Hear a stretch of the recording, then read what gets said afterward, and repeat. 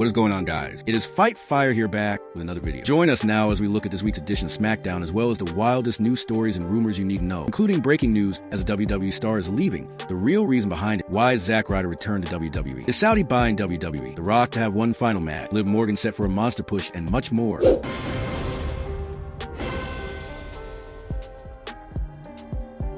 Now, as always, we won't recap the show, but just look at the good, the bad, and the downright ugly. As always, we start with the good as number one. Orton is back. At long last, Randy Orton is back on WWE television. After a lengthy absence, Orton returned to the blue brand last night during the opening segment. The WWE veteran made his presence felt throughout the show, and it's clear he has his sights set on Cody Rhodes and the WWE Championship once again. The big question now is whether Orton will spend the next year just staring at the title, or if WWE will finally book a proper featured program between him and Rhodes. Only time will tell. Number two, Zack Ryder is back. Now it's official. Zack Ryder is back in WWE. He returned to programming last night and will officially be using his real name, Matt Cardona, going forward. Cardona is a strong addition to the blue brand, bringing credibility and experience that can help elevate newer talent. A fun question for fans: will he participate in the three faces of Foley spot at this year's Royal Rumble? He could appear as Zack Ryder, Matt Cardona, and maybe even one of the Edge heads. Number three, Trick Williams is called up. Finally, Trick Williams has been called up to the blue brand. He made a big impact by interrupting a promo from Sami Zayn. The crowd was fully behind his entrance. As for Zayn, he's back in a hunt for the WWE Championship and is shaping up as one of the top favorites to win the Royal Rumble at the end of the month. Number four, the stage is set. On SmackDown, Drew McIntyre took things to the extreme by setting fire to a photo of Cody Rhodes and Dusty Rhodes, raising the intensity ahead of next week's 3 stages of Hell match. Confirmed falls for the match are: standard match falls count anywhere match steel cage match. While some fans are disappointed that the first fall is a standard match, this is actually traditional for 3 stages of Hell match. It was even used in the classic Triple H vs. Stone Cold match back in 2001. Still, many feel a standard match doesn't quite scream hell. Some think it might have been better to start with a falls count anywhere, followed with a steel cage, and finish with a last man standing match for maximum drama. Stellar main event. The long-running feud between Damian Priest and Aleister Black finally came to an end on SmackDown last night, as the two faced off in an ambulance match. Bout served as a thrilling main event for the blue brand, but WWE clearly wanted to make this their last encounter. The rivalry had been ongoing since July, but with very little storyline development along the way. It was time to close the chapter once and for all. That was a good. What about the bad is number one. What was the point? A. Jay Julia is once again the women's US champion, but many fans are left wondering why she lost the title last year in the first place. Booking made little sense, as she hasn't seen any meaningful character development since the loss. The recent heel versus heel rivalry with Chelsea Green hasn't done either wrestler any favors. On the bright side, with Jordynne Grace reportedly set for a call-up, WWE now has a chance to build a fresh Julia versus Grace program for the US title, which could finally bring some life and excitement back to the championship. Nothing on the 3-hour broadcast stood out as downright ugly. Last night's SmackDown was a big improvement, with noticeably better pacing than the usual 2-hour broadcast. It's also encouraging to see so many new names being called up to the blue brand, which should help keep the show fresh. It's wild to think that this will be the last SmackDown in the US for an entire month. What did you think of the show? Share your thoughts in the comments below. Now, let's move on to the news. Now, our first story breaking news: WWE star leaving. Some surprising WWE contract news has emerged, as Tommaso Ciampa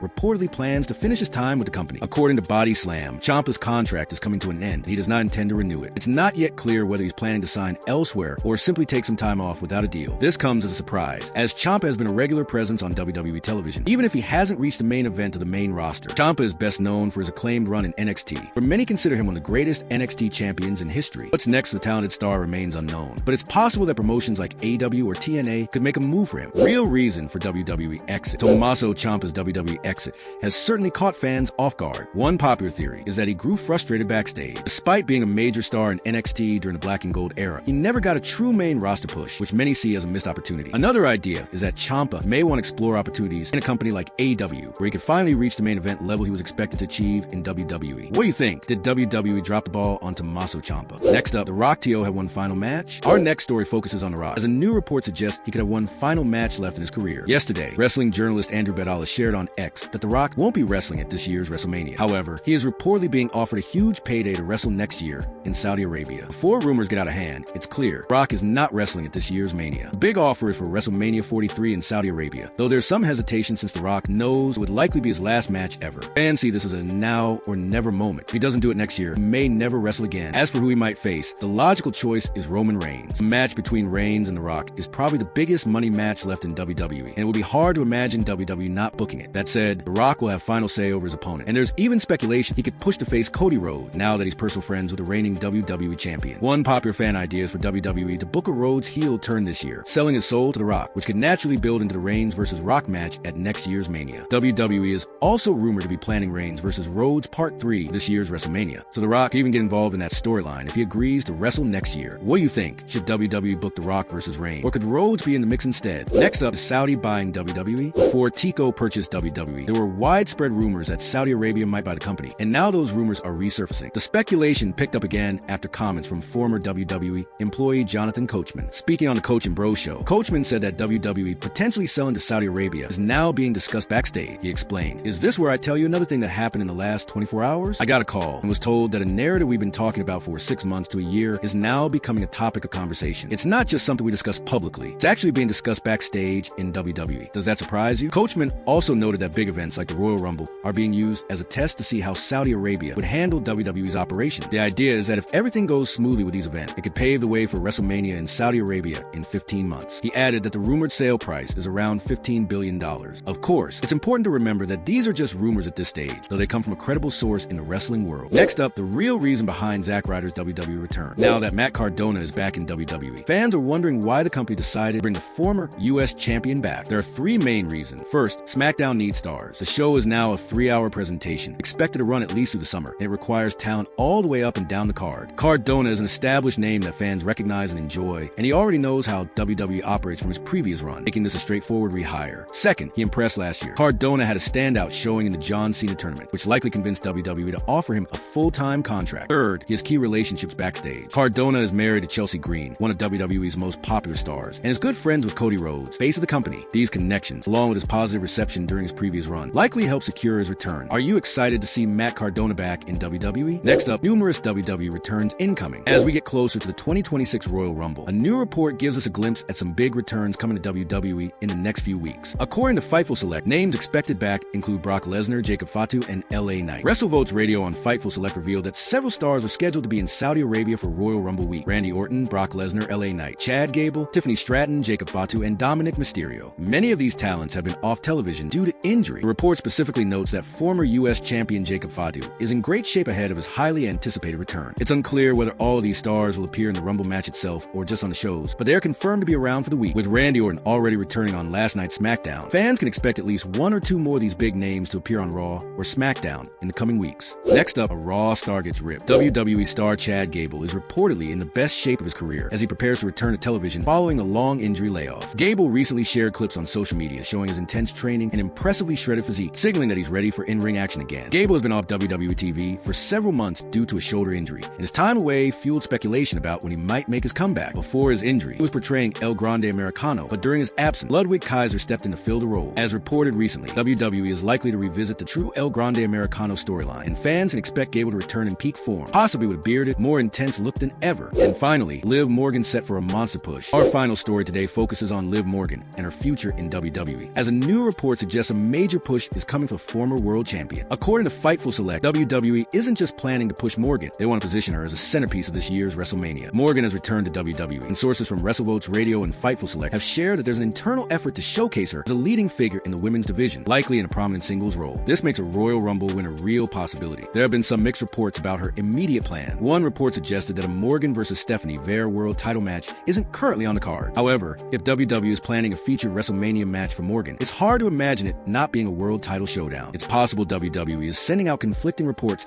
to keep her push a surprise. Fans will be watching closely over the coming weeks to see how this all unfolds.